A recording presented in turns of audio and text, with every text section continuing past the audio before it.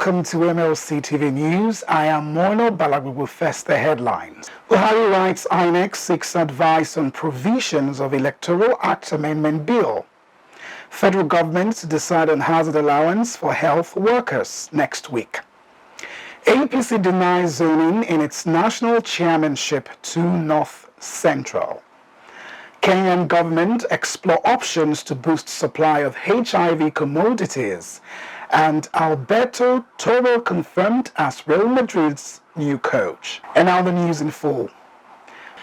The President Muhammadu Buhari has written a letter to the Chairman, Independent National Electoral Commission, Mahmood Yakubu, seeking comments from INEC over the Electoral Act Amendment Bill, which passed by the National Assembly on the 9th of November 2021.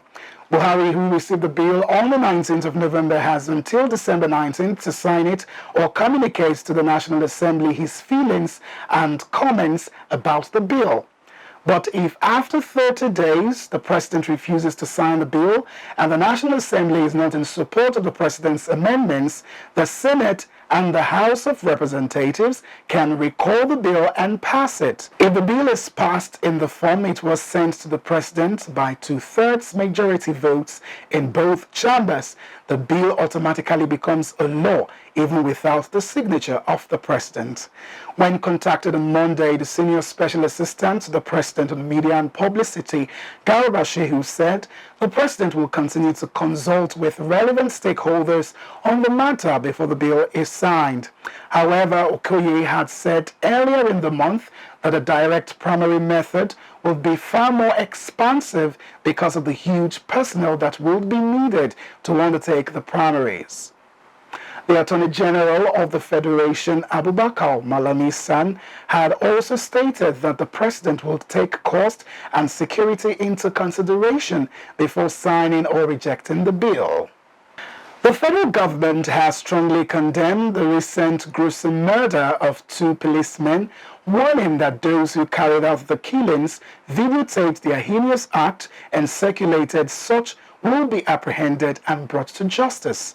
In a statement issued in Lagos on Monday, the Minister of Information and Culture, Lai Mohammed, described the abduction of 3 policemen and the killing of 2 of them in the most horrific, barbaric and cannibalistic manner as unacceptable attack against the state.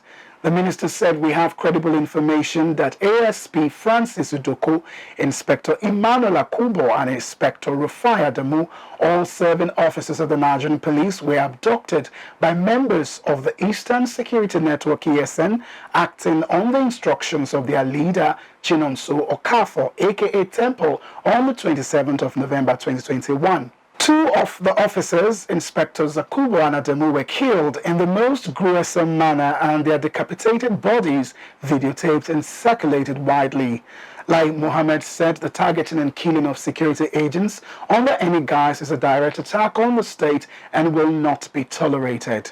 He said the continued attacks on security agents as well as agencies of government by ESN and IPOB are diametrically opposed to the call in certain quarters for a political solution to the IPOB issue, and wondered why those making such calls have yet to condemn the appalling murder of 7 police officers.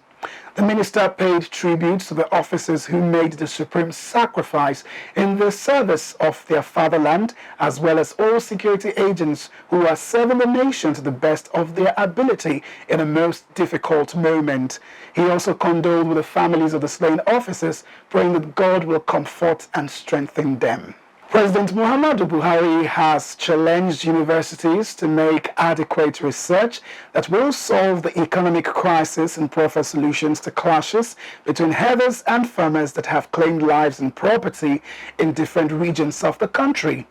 The President, who was speaking at the 32nd convocation ceremony of the Federal University of Technology, Akure Futa, said universities, as drivers of applied research and innovation, must contribute their quota to the improvement of the economy by coming up with better, efficient, and cost-effective processes of producing goods and services using information technology tools.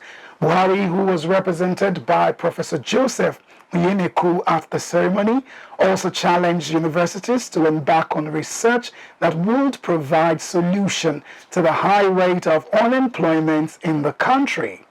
The federal government says it will make its final decision on the proposed new hazard allowance for health workers next week. The Minister of Labour and Employment, Chris Ngige, said this while speaking at the end of the Presidential Committee on Salaries (PCS) with the leadership of the Nigerian Medical Association (NMA) and its affiliates in Abuja. The meeting deliberated on the review of the hazard allowance, the NMA position on the retention of MDCAN and MedSamba members on CONMES salary structure. It also deliberated on the removal of NYC doctors' interns from the scheme of service and the presentation by the Federal Ministry of Health and the Office of the Head of Service of the Federation on the upward review of retirement age for medical health workers. Ngige said government had a good interface with the Medical Association, though the issue prolonged for 9 months. He described the review of the hazard allowance as part of the efforts of government to make people in the medical and health system happy and have confidence in the sector, thereby stemming the tide of brain drain.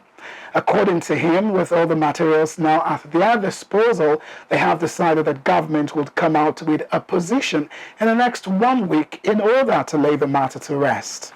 Ahead of the 2023 general elections, Kogi State Governor Yaya Bello has declared his intention to run for the office of President of the Federal Republic of Nigeria. The governor made a declaration at the launch of a campaign group called Global Alliance of Progressive Professionals. Speaking on behalf of the governor, Senator Smart Adeyemi said, Kogi State is the safest of all the states in northern region, and if you talk about socio-economic development of any entity, you have to talk about how safe the environment is and what the governor has done and to make Kogi State a safe environment for foreign investment. He further said the governor wants to run for the office of the president, and we are delighted that he is running because the younger generation believes in him. The coordinator of the group, Ambassador Ahmed Chikaji, in his address said, "We are here today firstly for the official launch of a national movement, the Global Alliance of Progressive Professionals, GAP 3, a project of the Grassroots AIDS Initiative GAIN, a non-governmental organization registered with the Corporate Affairs Commission." He also said to formally endorse a man with intimidating political credentials. Yaya Bello, the executive governor of Kogi State, to accept the clarion call by Nigerians to contest the 2023 presidential election under the platform of the All Progressive Congress, APC. There seems to be uncertainty in the Independent National Electoral Commission, INEC, over the possible replacement of 6 national commissioners by President Muhammadu Buhari. It was gathered that by the first week of December, 5 INEC national commissioners would retire from the service. They are national commissioners representing the Southeast, South-South, Northeast, North Central, and Southwest, and if replacements are not appointed, the regions would be unrepresented at the commission. Already there had been a vacuum created as a result of the absence of the national commissioners, Abubakar Nahuche, who resigned after the 2019 general elections, while officials of INEC had expressed optimism that the president will sign into law the Electoral Act Amendment Bill, which has been transmitted to him by the National Assembly. They are, however, worried that the appointment of people with partisan inclination may scuttle ongoing work at the commission. Sources at INEC headquarters had hinted that as from the first week of December, only 5 national commissioners will be left after 5 of them must have bowed out from service instead of a 12-member board. Nigeria's Minister of State for Labour and Employment, Festus Keyamo, says the dialogue to lift the ban on Twitter is in progress with conditions yet to be met. While speaking about the federal government's promise of lifting the ban in just few more days in September, Mr. Keyamo, in an interview on Channel's television program Politics Today, explained why the ban has not been lifted. The operation of the microblogging platform in Nigeria was suspended on the 4th of June, 2 days after a controversial tweet from President Muhammadu Buhari was deleted by Twitter. The Nigerian government, however, accused Twitter of sponsoring dissent in the country. In his explanation, the minister, who is part of the cabinet members involved in the dialogue with Twitter, disclosed that Twitter has agreed to all the Nigerian government's conditions, but singled out timelines as the only hiccup. The Deputy President of the Senate, Ovie Omoagege, has appealed to Nigerians to be patient, saying the federal government is making frantic efforts to tackle security challenges in the country. Omoagege made the appeal at the 90th anniversary of the Yoruba Progress Union worldwide. The event was held at the UPU Secretariat in Owamoge community at Boho, Ugeli North local government area of Delta. Omoagege, who delivered a lecture entitled Challenges and Prospects of Yoruba Progress Union in Contemporary Time, stressed the need for peaceful coexistence between the farmers and the herders. The senator called for unity among the Yoruba people, noting that the consequences of this unity were dreadful. He said Yoruba, being the 5th largest ethnic nationality in the country, has great numerical strength, ardent that they had not been able to utilize this politically. We'll go on a short break. We'll be right back for more. Please to stay with us.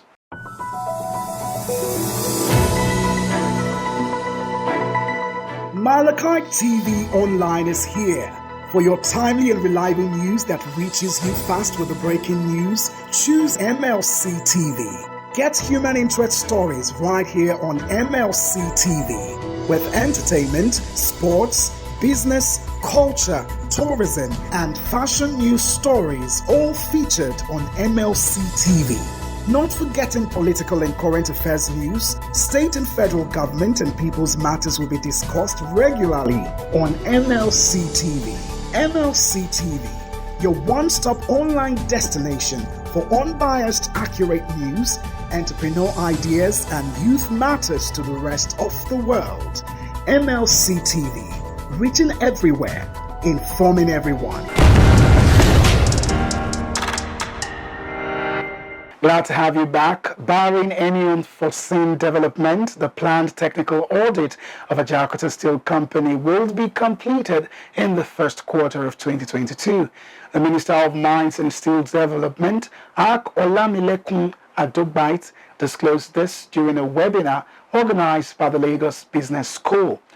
Adegbite, who gave an insight into the move to resuscitate the moribund Ajaokuta Steel Company, said the Russians had agreed to conduct the technical audit, saying they are being expected in the country by January next year. The minister explained that the audit would have started in March 2020 as agreed by the Russian technical partners, but it was stalled due to the outbreak of the COVID-19. He said when we came to office in 2019, shortly after that, there was a Russian-African summit which we went, and on the sideline of the summit, we had a bilateral agreement with the Russian government, and we begged President Vladimir Putin for Russians to help in resuscitating Ajaokuta. This job will take 90 days, and they would give us a document that will tell us the state of Ajaokuta, what needed to be done, what needed to be retained. The Nigerian government has reassured the Republic of South Africa that it will continue to strengthen bilateral ties between both countries for the mutual benefit of both countries' citizens and economies. Geoffrey Onyema, Minister of Foreign Affairs, said this at the closing of the ministerial meeting of the 10th Nigerian-South Africa Bi-National Commission in Abuja. Onyema said that he was optimistic that the just concluded meeting would facilitate the implementation of all signed MOUs agreements between the two countries. He noted that during the meeting, senior officials of both countries deliberated extensively on a number of important issues related to bilateral relations between both countries. He said both countries had a productive exchange of views, given the unique nature of the forum, which brought together a cross-section of the key stakeholders dealing with the issues from a variety of perspectives. You are still watching MLC TV. We'll take a short break. We've got more stories coming from the foreign scene, entertainment and sports. Please do stay with us.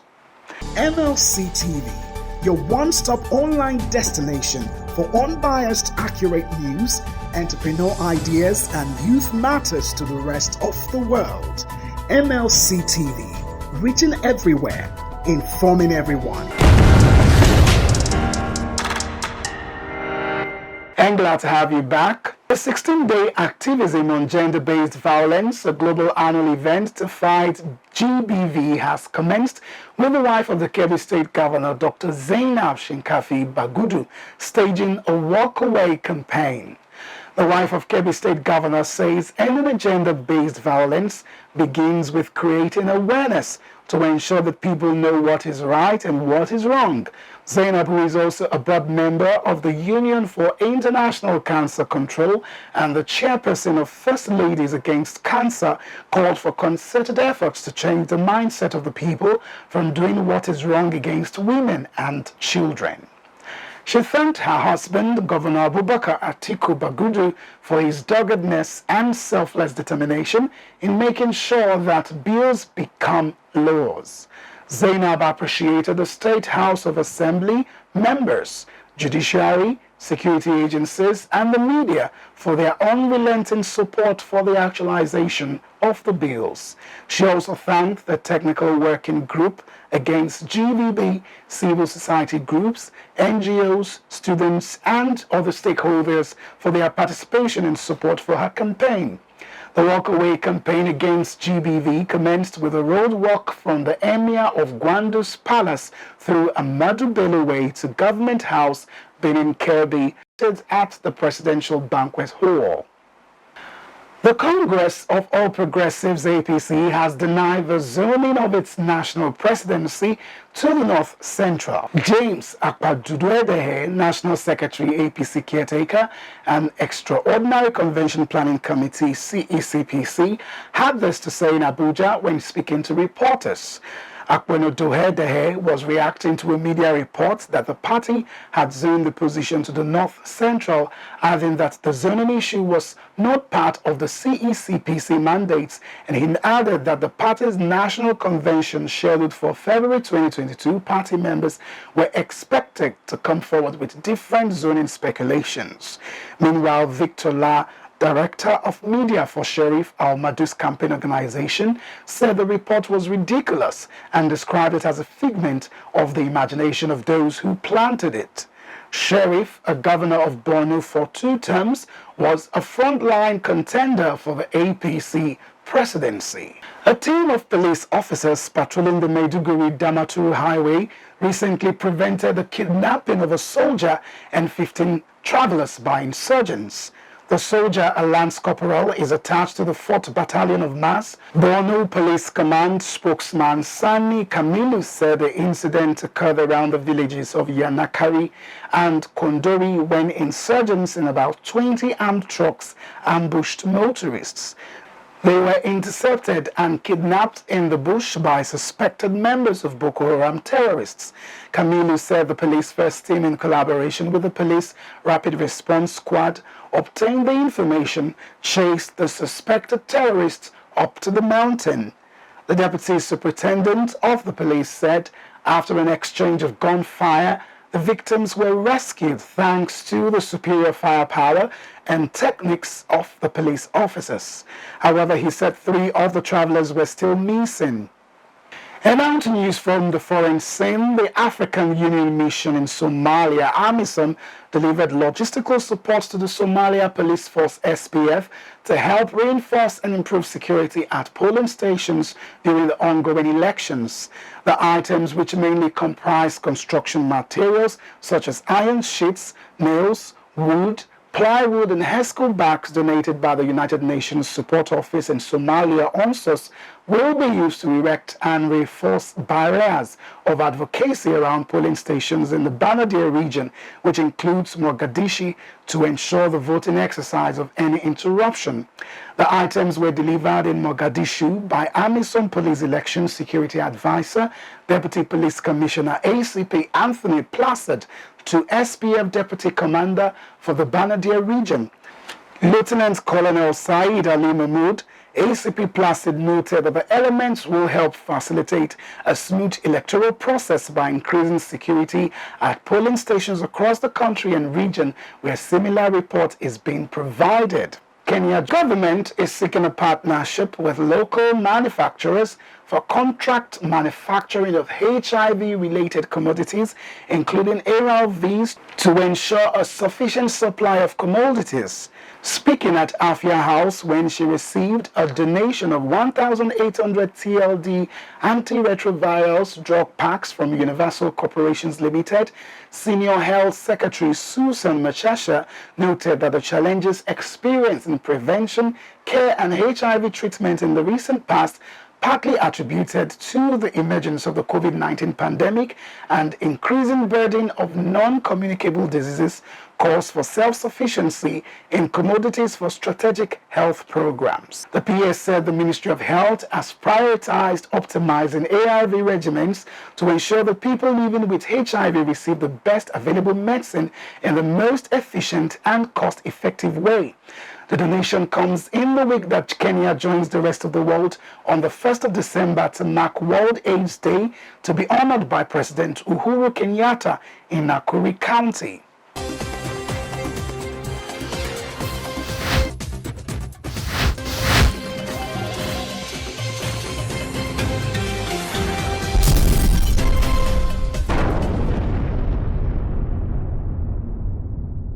And in sports news, Lionel Messi has won the men's Ballon d'Or for the 7th time, a record. Messi, who left Barcelona as a free agent to join Paris Saint-Germain in the summer, received the award for the world's best male footballer on Monday night in Paris after another record 12 months for the club and the country. The 33-year-old Polish international Lewandowski, who was expected to win last year, finished second after scoring 38 goals in 30 league games for Bayern in 2021. Meanwhile, Jorginho finished third after a remarkable year in which he helped Italy achieve glory at the belated Euro 2020 after lifting the Champions League trophy with Chelsea in May. Chelsea also won the Club of the Year award for having the most players nominated in all categories. Real Madrid has confirmed the appointment of Alberto TORIL as the new coach of their women's first team. TORIL replaced David Asnar after his contract was terminated. The La Liga giants disclosed this in a statement via their website on Monday. TORIL had coached Real Madrid Castilla in the past.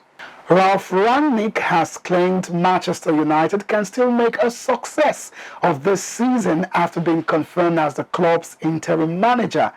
Rangnick has signed a deal to manage the team until the end of the season before taking on a consultancy role until 2024. He could be in charge of Arsenal's visit on Thursday, subject to receiving a work permit. Rangnick said he's excited to be joining Manchester United and focused on making this a successful season for the club. He said the squad is full of talent and has a great balance of youth and experience. All my efforts for the next 6 months will be on helping these players fulfill their potential, both individually and most importantly, as a team.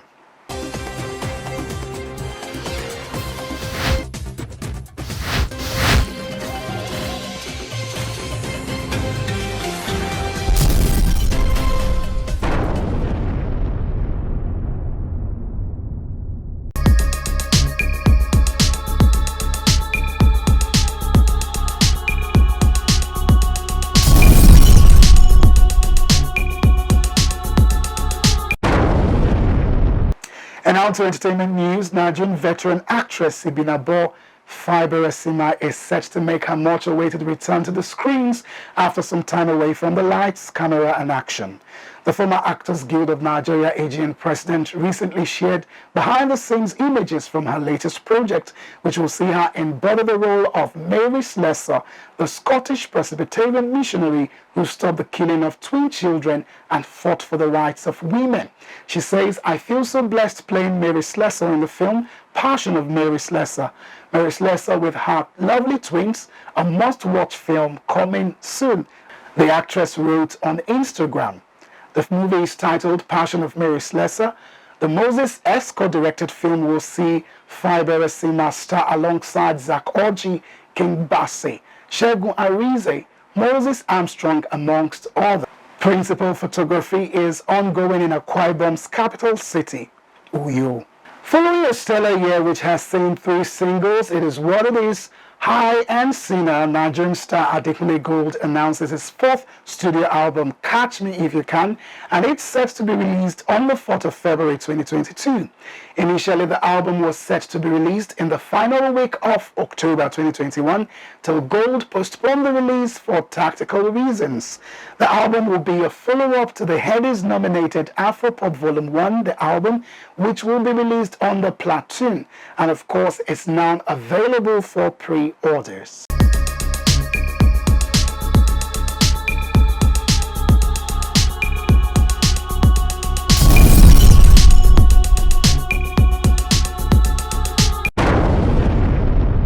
And that's our package for today. Thanks for watching.